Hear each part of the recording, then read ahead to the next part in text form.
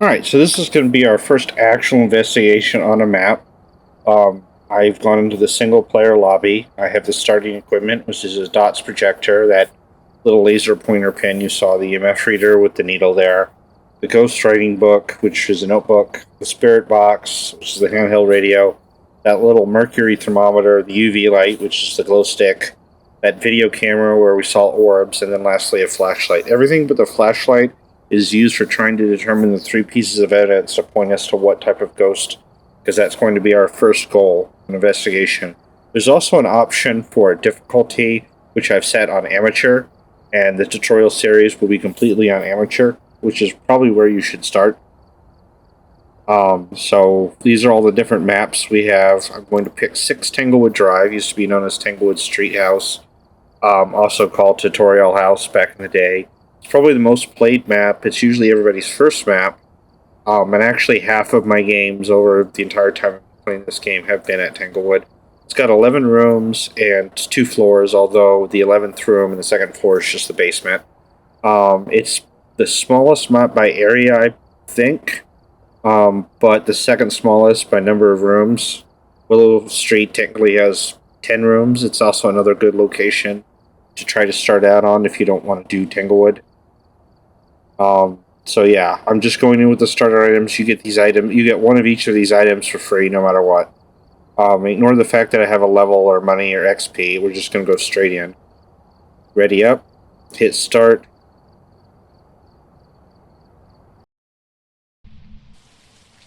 Alright, here. We've loaded it into the truck, also known as the van or the lorry. We got all the equipment along one side. We can just pick it up. We've got a computer monitor. If we had multiple people or we set up the video camera, we can look through the video feed on the monitor.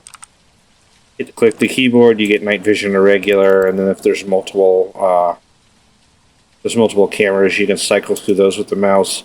You've got a setup timer clock on amateur. It's always going to give you 5 minutes. What does setup time mean? Your sanity can't go below 50%, and the ghost can't hunt you under any circumstances while that setup clock is going. You've got 5 free minutes to do whatever you want without having to worry about a hunt. Your sanity still can go down, but it can't go below 50. There are things that break that setup, though, such as a cursed hut with cursed possessions, but we'll get into that later. It'll tell you the case, the name of the ghost, which I'll get into why that's important later, who it responds to. That's important for the spirit box. Everybody are alone on a single-player game. Ignore that. And then you've got 3 optional objectives. The guess a ghost type one is no longer on here. Just shows you the optionals. So capture for the ghost. We don't have a camera. That'll be a later video. Parabolic mic. Later video. Get average sanity below 25%. That's actually possible, but we'll risk a lot of hunting. But we'll get into that. So we get a map of the location. There'll be an icon to where the fuse box is. In this case, it's the garage. At Tanglewood, it can only be in the garage or the basement, so if you don't know, you just check those 2 locations. If you're playing multiplayer, you'll see dots for various teammates that are inside. If you have the motion or sound sensors, those will also be indicated on here, but we'll, again, get into that later. You got multiple floors, you can check them out. You just see the basement's just 1 room, and then you've got the other 10 rooms up here. Now, you may be counting the different spaces on here and thinking, wait a minute, this is more than 10. Well, certain spaces still count as 1 room, like the boys' bedroom in the lower left there. That closet is part of it. And you've got the bedroom. Both sides of this lower hallway is the foyer. That's just 1 room. The closets in the foyer don't count as additional rooms. The nursery. And then the master bedroom area is actually 3 different rooms, but they count as 1 room. So, and then you've got this open area here to the right, but that's actually a kitchen and a dining room, and those are separate rooms. So, sound sensors, if you have them out, it'll show the information here. That'll be a later video. You've got a team sanity meter. It says an average because if you have multiple people, it's going to average those. And most ghosts will be looking at the average team sanity. If you're single player, it's going to be the same as whatever. You'll know it fluctuates right now. It's at 100, but it'll go up and down by a few percent. That way you can't get a perfect value on it. Total activity, this is the total EMF activity in the location. So if it's got 3 different things that's doing a 2, it'll show a 6 on here. You can also look at to kind of figure out certain things, like if you see a lot of 5, that may indicate an EMF 5, or that may mean a 2 and a 3 together. So don't use the total activity board to definitely know. But it gives you an idea of what kind of activity you're getting. So, and then we've got a key next to the control pad. Always grab that key. It's the front door key. Yes, they don't give it to you automatically. And here's what equipment we have right now. Our spirit, we've got our EMF, we've got our spirit box, our thermometer, our UV light, a ghostwriting book, flashlight, the dots projector, and the video camera. Key is you can only take 3 of those in. What do you want to do? Well, you probably want a source of light. Eventually, you may get comfortable stumbling around in the dark, but now holding a flashlight in hand is not going to necessarily decrease your sanity, passive sanity drain. If you recall, passive sanity drain is the sanity that drains due to the fact that you're in darkness. So, alright, so we grab the thermometer. Let's see, what else? EMF. Click the keypad to open the door and go down. Now, there's a weather at the location that's going to affect the ambient temperatures. Rain is like the second coldest. So the ambient inside is going to be a little cold. Going to affect the minimum. Now the breaker's already on, the heater's on. It should be at its maximum ambient temperatures in every room except for the ghost room. So we unlock the door, and unlocking that door is what starts the actual ghost being spawned in. From this moment on, the ghost is here. So let's start turning on lights. We want lights. We don't want to drop our sanity too much. And start to look in the rooms. Well, let's see. Let's look at the initial foyer here. Temperature's going up. Okay, so it's well over 50. Okay. Let's look in the next room. Still going up. Now, there's also things we can be looking out for. There's a cursed position, which is an optional thing you can use. Ooh, I just heard door being moved over there, but let's keep looking in the rooms. There's also a bone. If we find a bone, that gets us a little money. Okay. Oh. The temperature is dropping down in here.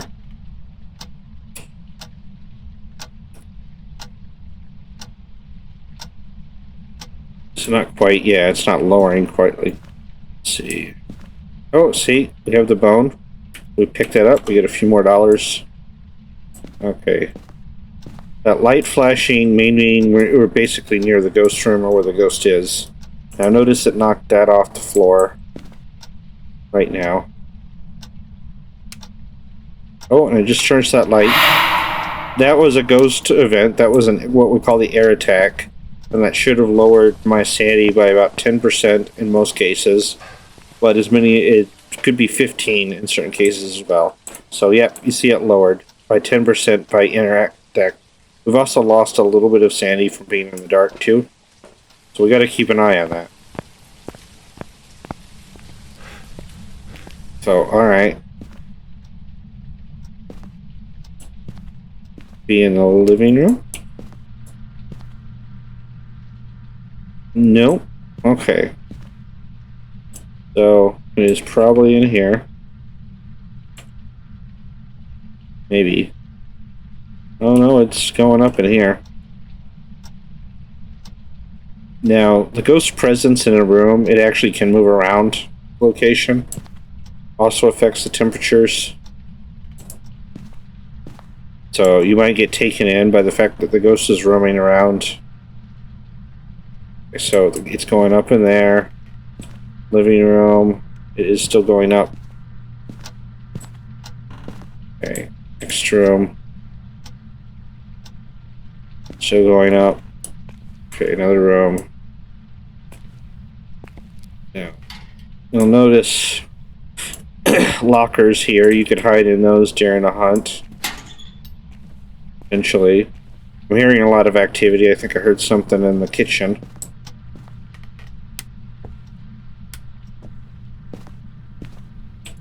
Okay.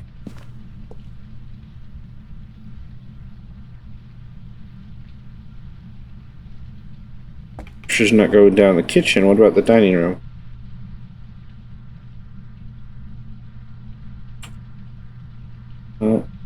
I think it's going down in here.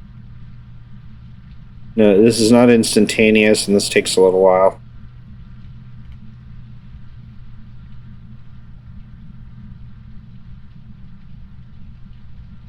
It's not dropping further. Basement, maybe?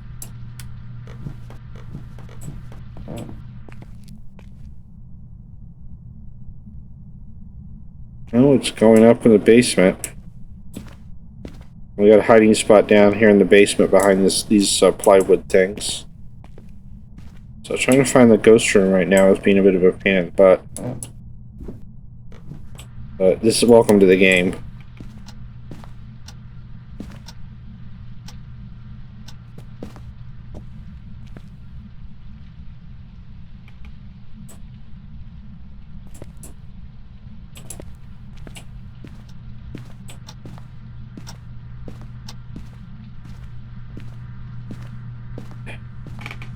Oh, we got tarot cards. That's the cursed possession. I'll get into that on a later video.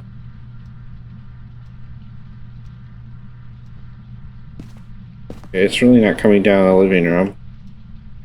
What the fray? Wow, it's giving me some real trouble.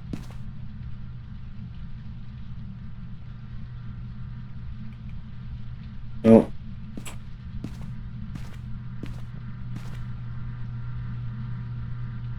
Okay, it's coming down, I think, in the living room. Very slowly.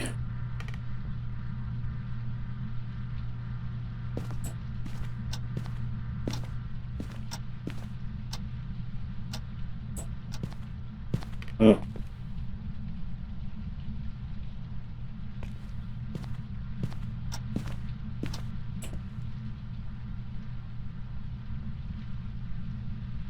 It's starting to come down in the kitchen. Oh, now it just flipped the breaker. So let's go to the breaker in the garage and turn it off. Now where this breaker off, the ambient temperature is slowly going down. When you turn it on, it slowly comes back up. My amateur is pretty quick though. Okay. It's cold in here, but not really cold.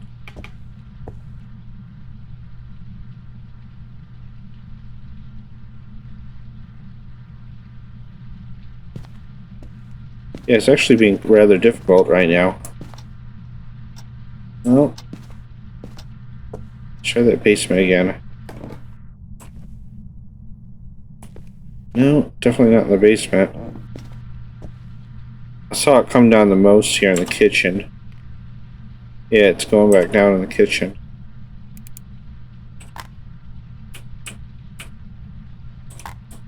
Okay.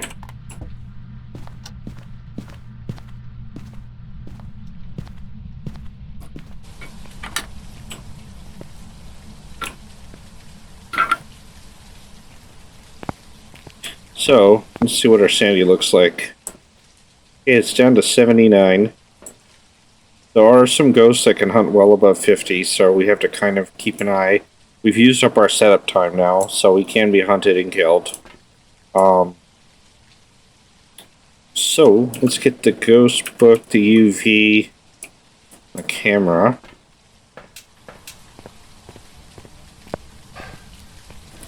Now, some pieces of evidence the ghost can trigger outside of the ghost room, but your best chance is to locate the ghost room and put stuff down. There's the book. There's the camera. Now, putting down the camera, the ghost can knock that thing around now, so that's actually a change.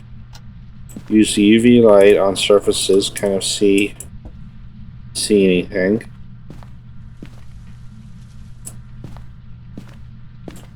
See how our... Okay, the temperature's getting cold in here, so this is ghost room, definitely. Not spotting anything, but keep in mind it actually has to touch a surface first.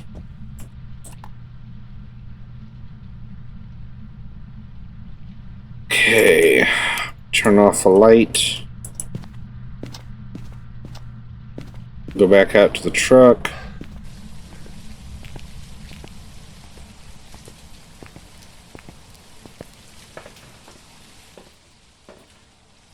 Now, because it did an air attack, and I'll go into more detail on this later, I know it's not an Oni. It turned off the power, so I know it's not a Jinn. Certain ghosts can't do certain things, or are more likely to do certain things. Okay, so let's go to the camera. See if we see anything. We may have to position this better to actually see orbs if there are orbs.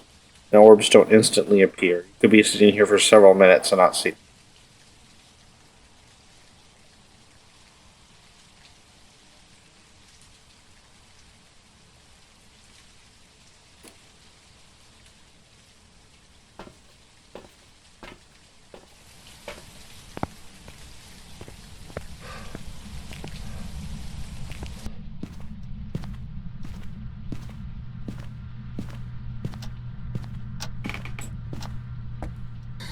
Where are you?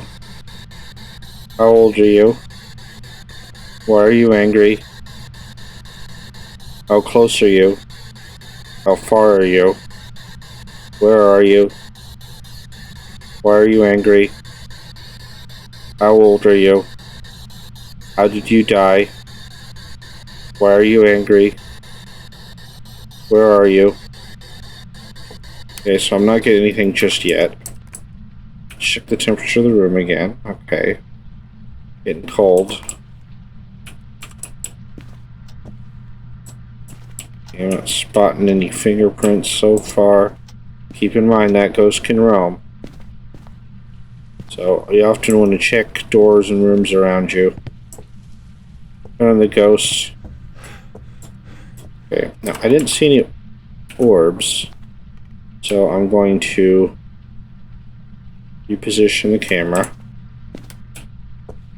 Turn the lights on.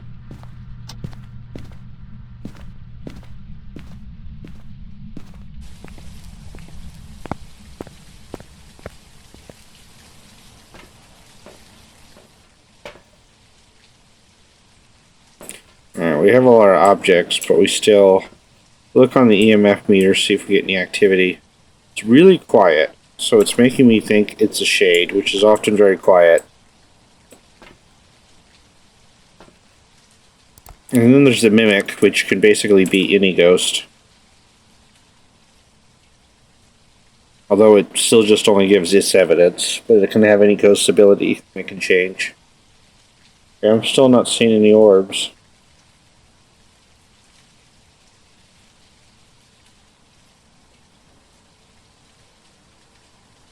As a new player, you should try to find all 3 bits of evidence. However, more experienced players will tell you that all the ghosts have different special tells.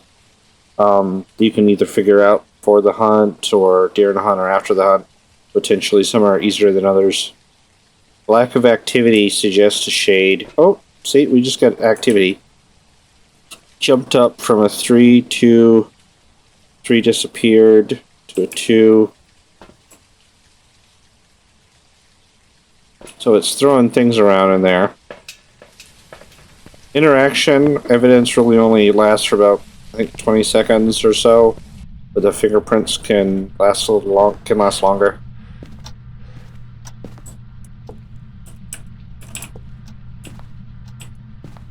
Maybe it touched a door or a window or something. Not seeing anything.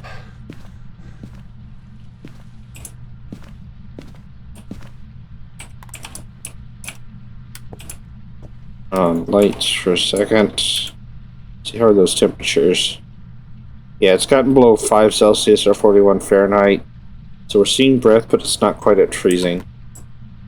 May actually take a little while. So let's try Spirit Box again. Where are you? How? Oh, where are you? How old are you? Why are you angry? Where are you?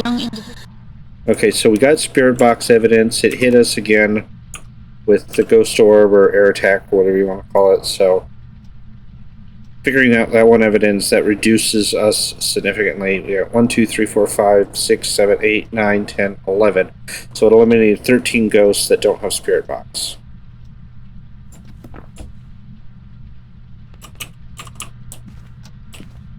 Those air attacks are taking like 10% of our sanity each time we get hit by them.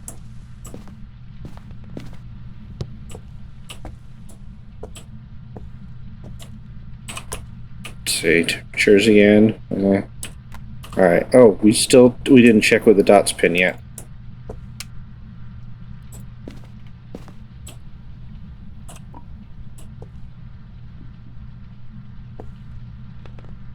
Now, doing the dots pin can be a little tricky.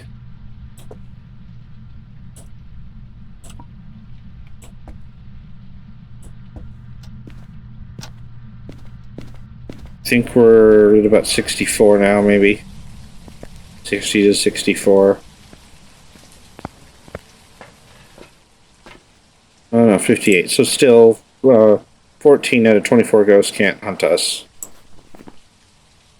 Spirit, Wraith, Phantom, Poltergeist can't hunt us. The Mirror could if the room's dark. Okay, we're talking Rio. Could hunt us by now. Twins can't. Mimic might. Diokin can't, and Morai can't.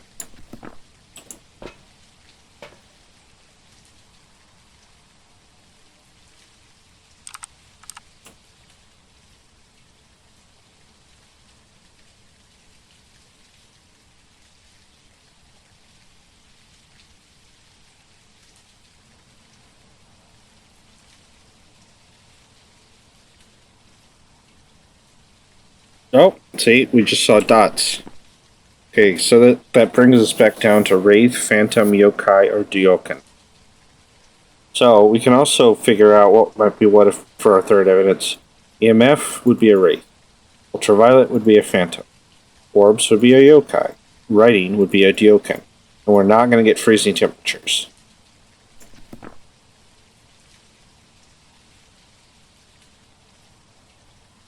Now this also shows a more advanced technique. I've got the camera out and I've got the dots projector aimed in a way that if a ghost goes to that spot, I can see it from the safety of the truck.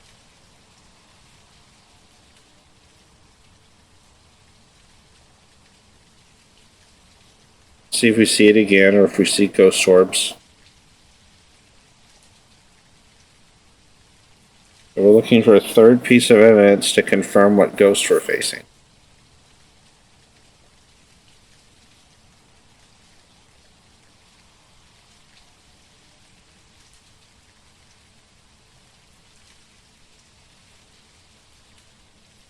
Now waiting on the dots for the ghost to hit that spot that they on. That can be a while to wait.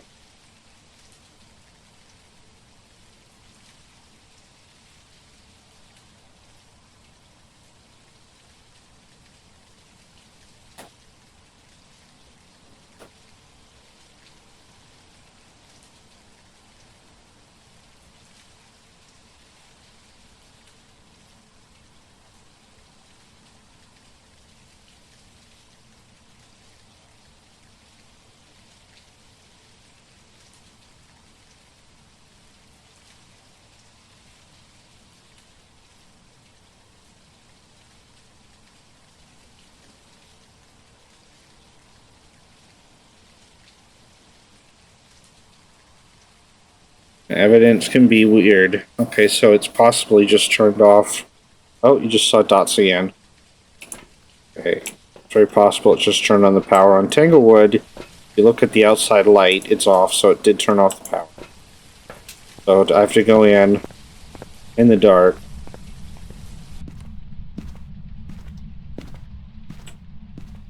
And follow walls and whatnot.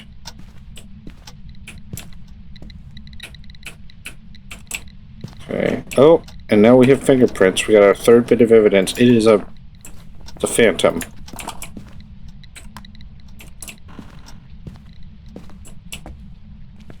So let's turn power back on. Now the Phantom has particular abilities and tells and whatnot. The only one we could really detect now is if we got it into a hunt.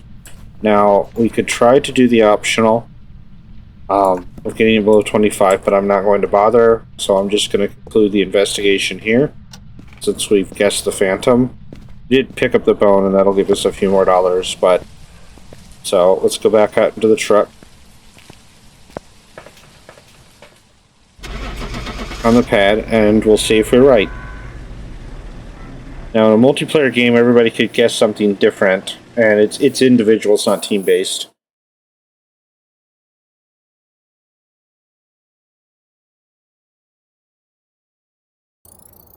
So yes, it is a phantom. We got $100 for guessing the right ghost. We got more money for the investigation bonus. We got bone evidence, so we just made $225. And experienced at the same amount. Now we can look over our game now and see what it is. So that was 18 minutes and 45 minutes investigating, 2 minutes and 24 seconds in the actual ghost room, and then our light versus our dark times were 33 ghost interactions, 2 events, and 0 hunts. Now the 2 events I think were those 2 air attacks. And then the player, Sandy Green, lost, phrases recognized. That's actually weird because it should have recognized phrases for the spirit box. Then all the other times. And then what the ghost did, traveling, moving, using, and so on. Flip the fuse box twice. It used abilities. Now Phantom does have a special ability where it can walk to a player and do something, so it looks like it's done that 4 times. But actually also appearing and causing a sandy drain count too. It never hunted, so there wasn't that, and here's the bone location. Anyways, congratulations on our first investigation. There'll be more videos to follow.